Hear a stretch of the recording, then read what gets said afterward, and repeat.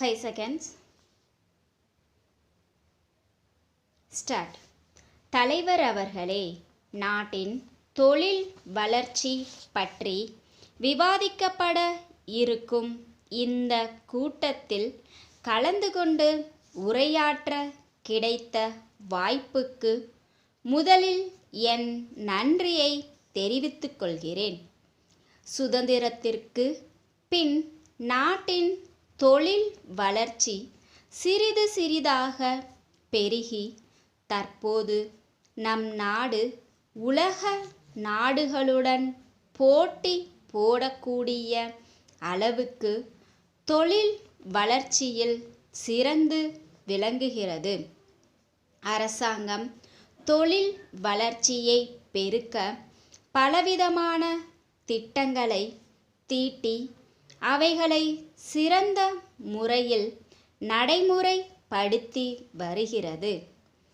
தொழில் முனைவர்களுக்கு வேண்டிய அனைத்து உதவிகளையும் செய்து கொடுத்து அவர்களை சிறந்த முறையில் ஊக்குவித்து வருகிறது.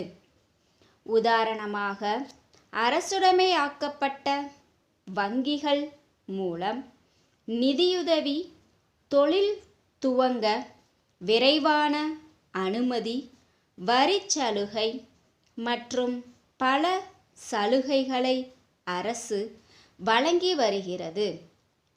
மேலும் அவர்கள் தயாரிக்கும் பொருள்களை வெளிநாடுகளில் விற்பனை செய்ய ஆலோசனைகள் வழங்கப்படுகின்றன.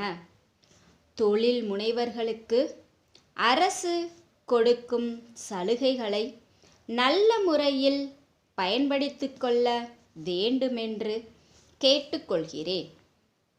நாட்டில் தொழில் வளர்ச்சி பெருகுவதன் மூலம் வேலையில்லா திண்டாட்டம் ஓரளவு குறைய வாய்ப்பு இருக்கிறது.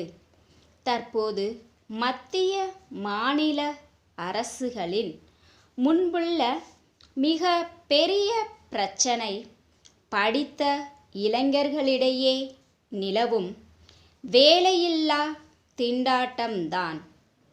அரசாங்கத்தை பொறுத்தவரை இந்த பிரச்சனையில் தீவிர கவனம் செலுத்தி வருகிறது என்பதை சுட்டிக்காட்ட விரும்புகிறேன். என்னை பொறுத்தவரையில் இந்த பிரச்சனைக்கு அடிப்படை காரணம் நமது கல்வி முறைதான் என்பதை தெரிவித்துக்கொள்ள விரும்புகிறேன்.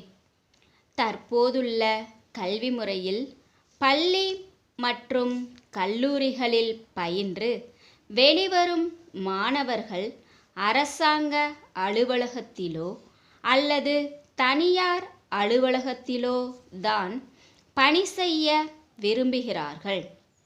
எனவே நமது கல்வி முறையை மாற்றி மாணவ மாணவிகளுக்கு தொழில் கல்வி கற்பித்தால் அவர்கள் சொந்த தொழில் செய்து முன்னேற வாய்ப்பு இருக்கிறது என்பதை தெரிவித்துக் கொள்கிறேன்.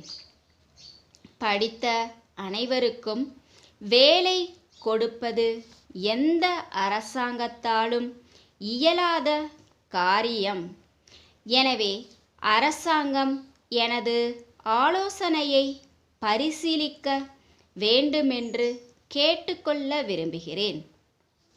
நாட்டை எதிர்நோக்கியிருக்கும் பிரச்சனைகளை சமாளிக்க அரசாங்கம் எடுக்கும் அனைத்து நடவடிக்கைகளுக்கும் நீங்கள் அனைவரும் ஒத்துழைப்பு தர வேண்டுமென்று கேட்டுக்கொள்ள விரும்புகிறேன்.